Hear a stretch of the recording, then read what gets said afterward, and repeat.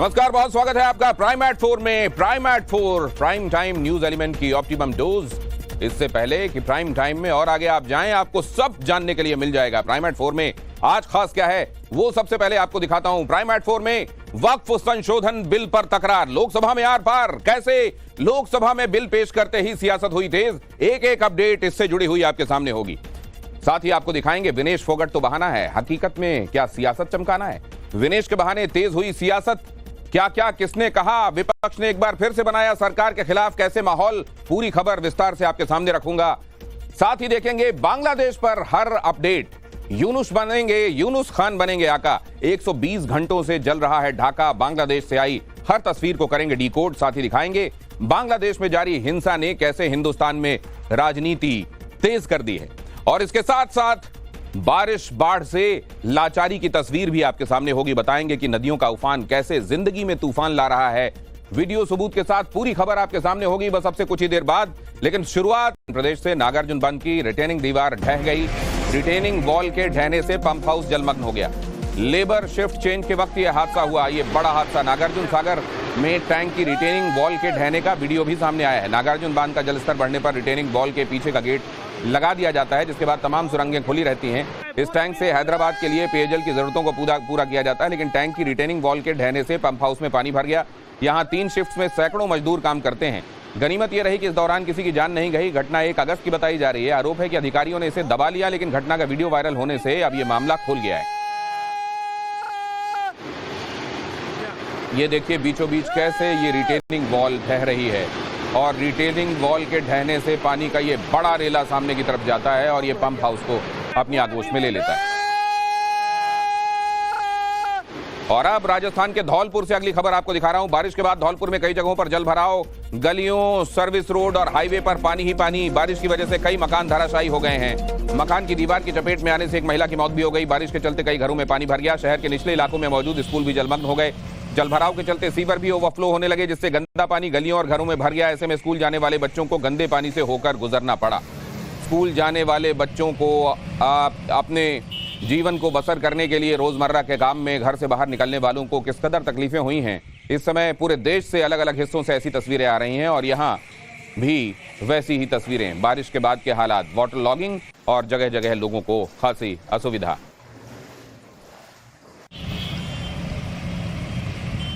और अब पॉलिटिक्स। वक्फ संशोधन बिल लोकसभा में पेश किया गया। किरेन रिजिजू ने वक्फ बिल पेश किया। वक्फ विधेयक 2024 ये पेश किया गया और मुसलमान वक्फ रिपील बिल 2024 भी पेश किया गया। इस बिल में जो भी प्रावधान है, आर्टिकल 25 से लेकर के 30 तक किसी रिलीजियस बॉडी का जो फ्रीडम है उसमें कोई हस्तक्षेप नहीं किया जा रहा है, ना ही संविधान का किसी भी अनुच्छेद का इसमें उल्लंघन किया गया है। हमने जो ब्रॉड बेस किया है, किसी का हक छीनना तो बात छोड़ दीजिए, जिनको हक नहीं मिला है उनको हक देने के लिए ये बिल लाया गया है। इसमें महिलाओं के लिए, बच्चों के लिए और मुसलमान समाज में जो पिछड़े हैं, जिसको आज तक कभी मौका नहीं मिला, जिसको दबा के रखा हुआ है, उनको जगह देने के लिए ये बिल गया है। इस बिल का समर्थन कीजिए, करोड़ों लोगों का दुआ मिलेगा। अगर आप विरोध करोगे, चंद लोगों ने पूरा वक्फ बोर्ड को कब्जा करके रखा हुआ है और आम मुसलमान लोगों को जो न्याय इंसाफ नहीं मिला उसको सही करने के लिए ये बिल लाया गया है। इतिहास में दर्ज होगा कि ये बिल को कौन कौन समर्थन किया है, इसने विरोध किया है, ये इतिहास में नाम दर्ज होगा। इसलिए इस बिल का विरोध करने से पहले आप सोचिएगा, करोड़ों गरीब महिलाओं का, बच्चों का, गरीब मुसलमानों का। ये लोग एक तरफा, ये कुछ चंद लोगों का आवाज यहाँ आज बुलंद कर रहे हैं इस सदन में। सर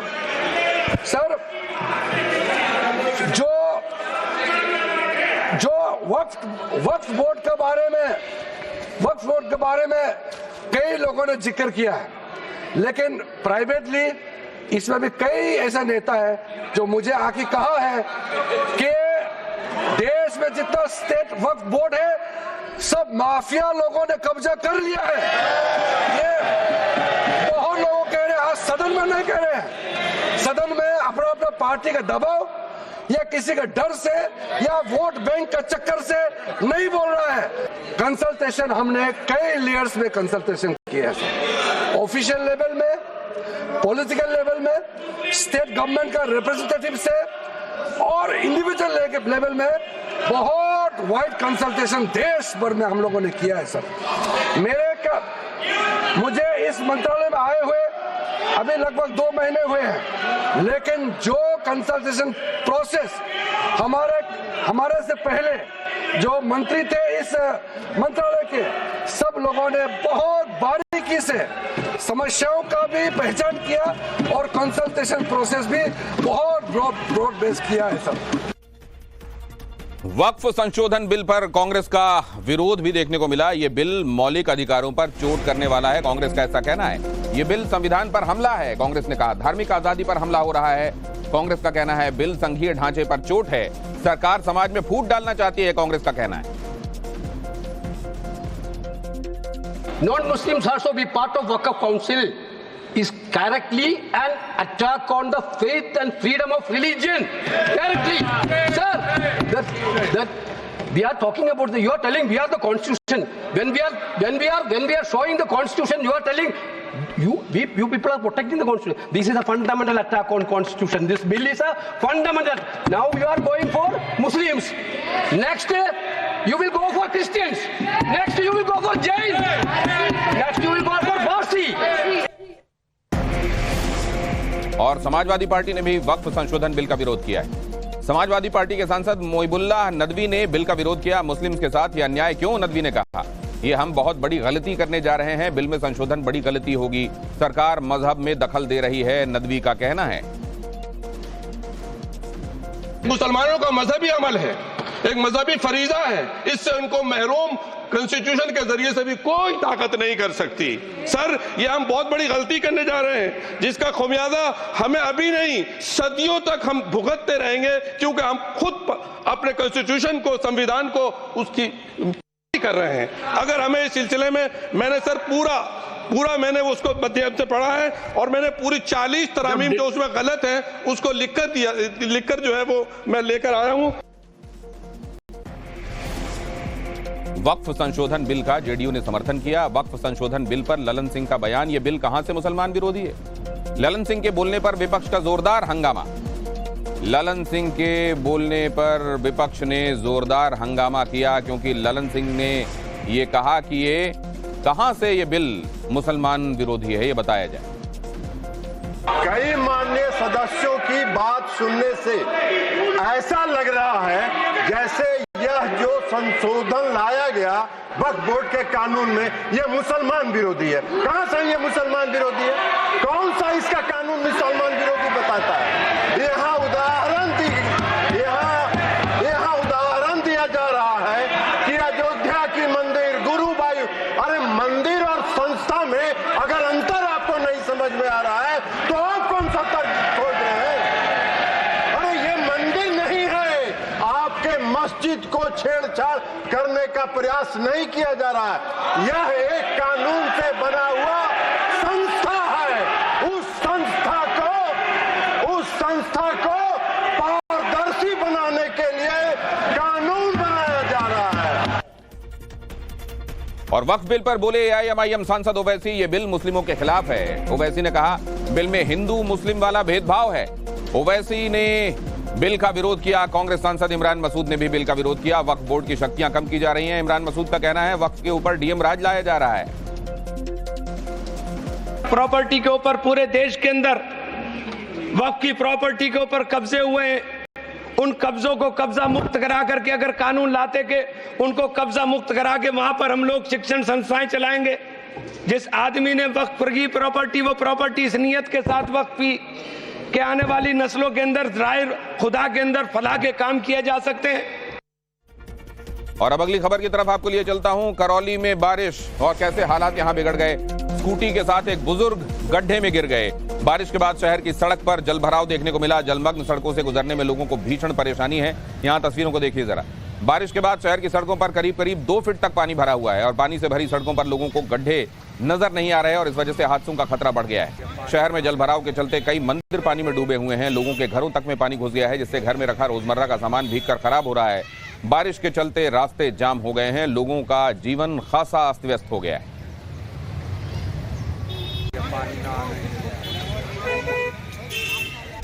और ओलंपिक से डिस्क्वालीफाई होने के बाद विनेश ने अपील दायर की है। विनेश फोगट ने कोर्ट ऑफ आर्बिट्रेशन में यह अपील दायर की है।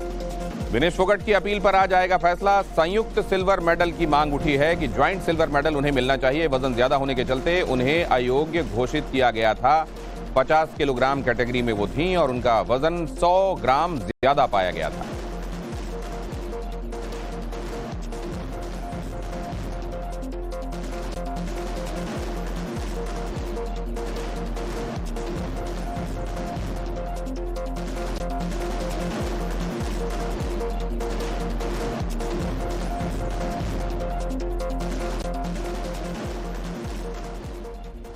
और विनेश फोगट के डिस्क्वालीफाई होने पर पहलवान नाराज हैं। लखनऊ के पहलवानों ने इस पर नाराजगी जताई है। काला फीता बांधकर उन्होंने नाराजगी का इजहार किया है। अखाड़े में सभी पहलवानों ने बाजू पर काला फीता बांधा। 160 साल पुराने अखाड़े के पहलवानों ने हाथ में काला फीता बांधा। काला फीता बांधकर पहलवानों ने कुश्ती की प्रैक्टिस की।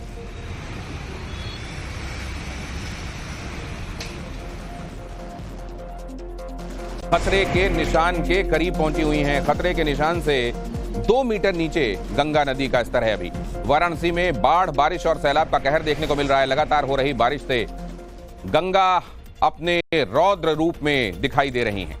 वाराणसी के 40 से ज्यादा घाटों की सीढ़ियां पूरी तरह डूबी हुई हैं। 4 सेंटीमीटर प्रति घंटे की रफ्तार से गंगा का जलस्तर बढ़ रहा है। सूर्य नमस्कार को समर्पित हाथ की 4 आकृतियां धीरे धीरे पानी में समाहित होने लगी हैं। फिलहाल बाढ़ को देखते हुए एनडीआरएफ को अलर्ट कर दिया गया है। वाराणसी में हर गुजरते पल के साथ गंगा का जल स्तर लगातार बढ़ता जा रहा है। पिछले 24 घंटे में गंगा लगभग 2 मीटर बढ़ चुकी है और फिलहाल जो रफ्तार है बढ़ाव का वो 5 सेंटीमीटर प्रति घंटे की है। फिलहाल इस वक्त हम वाराणसी के प्रसिद्ध नमो घाट पर मौजूद हैं और यहाँ पर किस तरीके से बाढ़ की वजह से हालात बदले हैं उसकी तस्वीरें हम आपको दिखाने की कोशिश कर रहे हैं। कि सामने आप देखिए कि सूर्य नमस्कार को समर्पित ये 3 आकृतियां हैं, 3 हाथ के निशान हैं। अब ये धीरे धीरे पानी के आगोश में जाते जा रहे हैं और इन 3 हाथों के साथ ही एक चौथा जो हाथ है, आप देखिए कि लगभग इसकी जो हाइट है वो 75 मीटर के आसपास है, वो भी धीरे धीरे पानी के आगोश में जाता जा रहा है। घाट की सीढ़ियां हो या फिर छोटे बड़े जो मंदिर हैं, ये सब कुछ बिल्कुल पानी में समाहित हो चुके हैं और ऐसा लग रहा है कि वाराणसी के घाटों पर इस वक्त वाटर कर्फ्यू सा नजारा है वो देखने को मिल रहा है।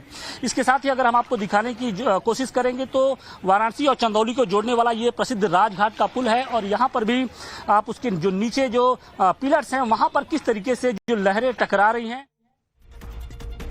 और अगली खबर महत्वपूर्ण, खासतौर से उनके लिए जो इन्वेस्टमेंट अपॉर्चुनिटीज की तरफ देखते होते हैं। Interactive session on investment opportunities का शुभारंभ किया गया। मध्य प्रदेश के सीएम मोहन यादव ने इसका शुभारंभ किया।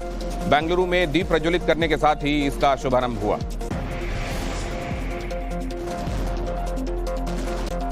सर, कैसा रहा आपकी 1-on-1 मीटिंग्स हो रही है इन्वेस्टर्स के साथ?